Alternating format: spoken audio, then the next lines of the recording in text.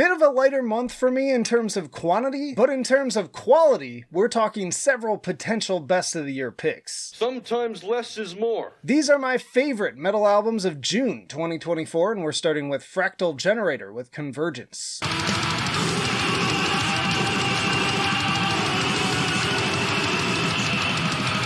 Album 3 from this Canadian death metal band, and it is a doozy. This is more of that dense, apocalyptic sounding technical stuff akin to Wormed, Hideous Divinity, and at times even Ulcerate and Imperial Triumphant. Fitting to the sci-fi imagery, it feels like being sucked violently into a black hole.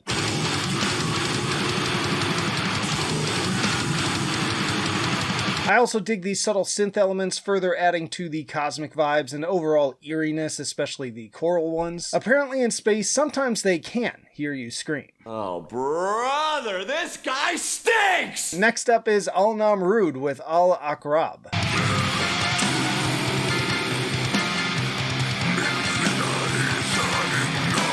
The 10th album from this Saudi Arabian black metal crew, and frankly, I had no idea that they had so many. If you're previously familiar with the band, you largely know what to expect already, but fortunately, I really enjoy their unique Middle Eastern twist on the genre.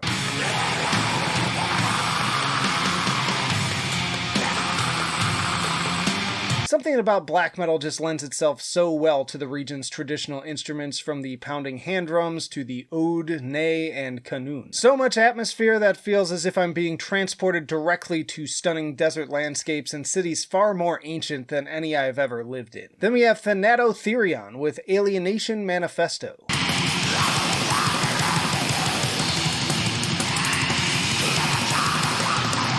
Time for some fast, ferocious, and technically oriented black metal from members of Ulthar, Vastum, and Black Fucking Cancer. Between the vicious snarls and chaotic drumming, I definitely recommend this to fans of Absu, but I'm also getting notes of everything from early Enslaved to Gorguts and Artificial Brain.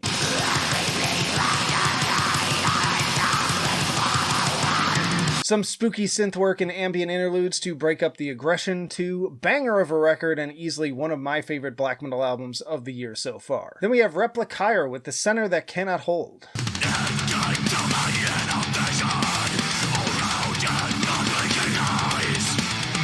This Boston tech death band blew my brains out with their sophomore 2017 album Do Not Deviate, only to disappear for the next 7 years, so you'd better believe this was near the top of my anticipated albums for this month. And while the opening track had me a little nervous, those insane mathcore-infused tapping riffs and Meshuggah-esque drumming on The Center That Cannot Hold quickly put a smile back on my face.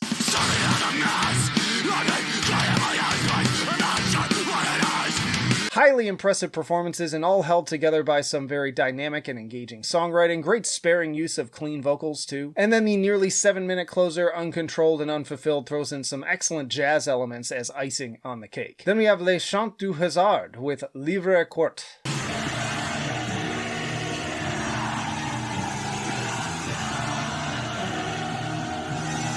I've been a fan of this French project for a few years now, with soul composer Hasard really catching my attention with his unique take on the symphonic black metal genre. Rather than focusing on guitar tremolos and blast beats, he forgoes all of that in favor of a pure orchestral experience that still conjures the same dark atmosphere.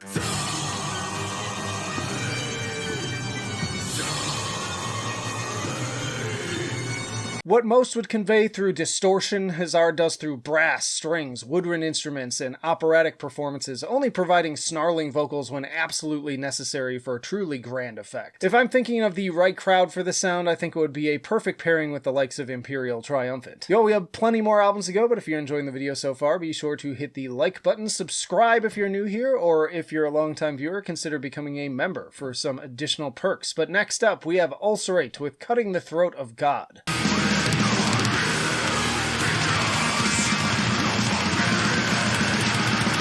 These New Zealand tech deathers leaning hard into the dark melancholy that coined the term post-death metal over a decade ago. To flow through Ashen Hearts join sorrowful post-metal melodies with barrages of blast beats to very haunting effect, continuing into the sway of The Dawn is Hollow. Further opening the wounds is a standout for me, engaging in a lot of the usual tricks, but then setting into a highly infectious head bob-inducing groove in the final third.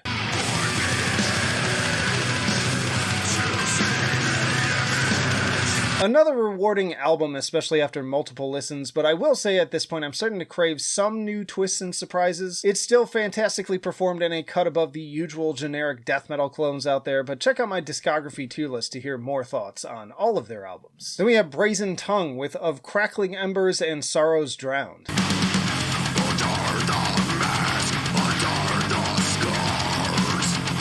Members from Chicago, Illinois and Gothenburg, Sweden unite for a take on blackened death metal that really caught my attention. Between the ominous atmosphere, earworm guitars, and implementation of clean vocals, there's something about their sound that stood out from the hundreds of other requests in my inbox, and delivering what I'd loosely describe as a mix of modern Behemoth with older Lamb of God.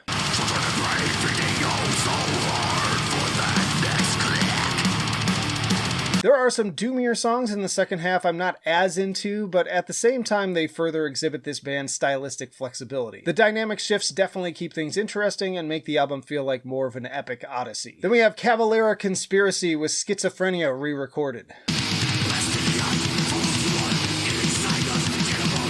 The Brazilian Madmen have done it again, taking one of my favorite albums from the Sepultura catalog and remaking it as raw and heavy as ever. I recently did a video on the best and worst remade metal albums out there, and this is absolutely how you do it right. Update the production, get the rights back in your hands as a musician, but all the while deeply understanding and respecting everything that made the original so impactful.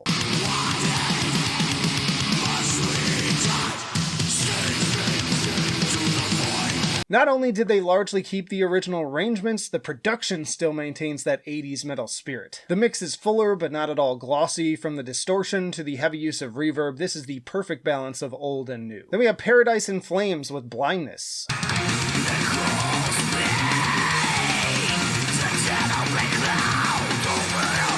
Another Brazilian group dropping music this week, this one of the symphonic death metal variety. If you enjoy bands like Flesh God Apocalypse and Dimmu Borgir, this is going to be right up your alley. Favorites from me here include Concerto No. 6, I Feel the Plague, and especially Black Wings with that extremely infectious rhythm section that seems to come from nowhere.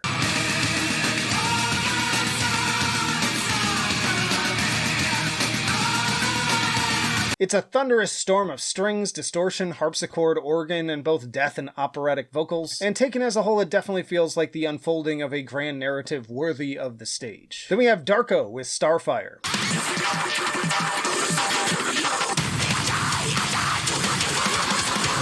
I have loved everything that this deathcore duo has put out, so no surprise that I was looking forward to this one. Darko continue to be the masters of infectious rhythms, diverse vocals, and eclectic electronic atmosphere. My personal favorites here being Death Charge, Atomic Origin, and the almost Static X sounding Chrome Moon.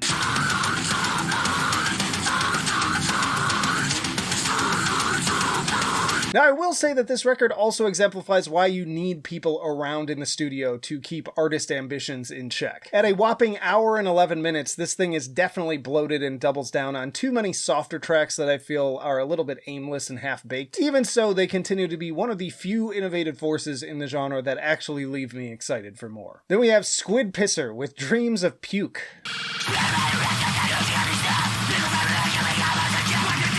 This duo consists of Tommy Meehan of Def Club and Cancer Christ and Seth Carolina of Starcrawler. And with guest vocals from the likes of The Locust, Melt Banana, Necrogoblicon, and more, you know it's gonna get wild. Add a mix from Converge's Kurt Ballou, and this is an absolute must for the 2000s metalcore and mathcore crowd.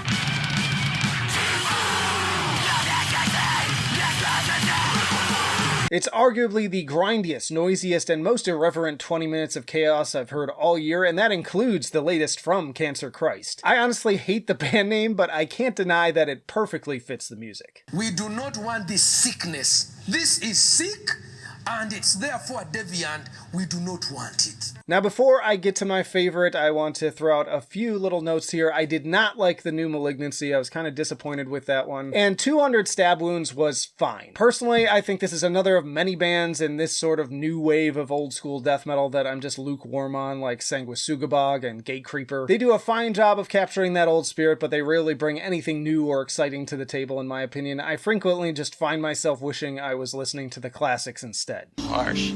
But my favorite metal album from June goes to Candy with It's Inside You.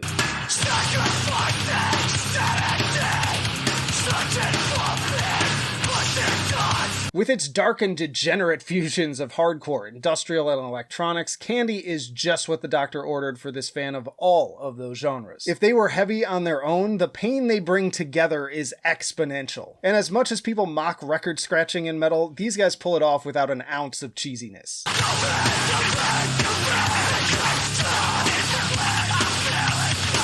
Even a more melodic track like Love Like Snow delivers plenty of attitude, and then there's the very Crystal Castle sounding dancing to the infinite beat and breakbeats of hypercore. This is quickly becoming one of my favorites of the entire year for sure. Y'all check out this playlist for more of my favorite metal albums of this year by month, or this video for whatever YouTube wants to recommend you. But that'll do it for now.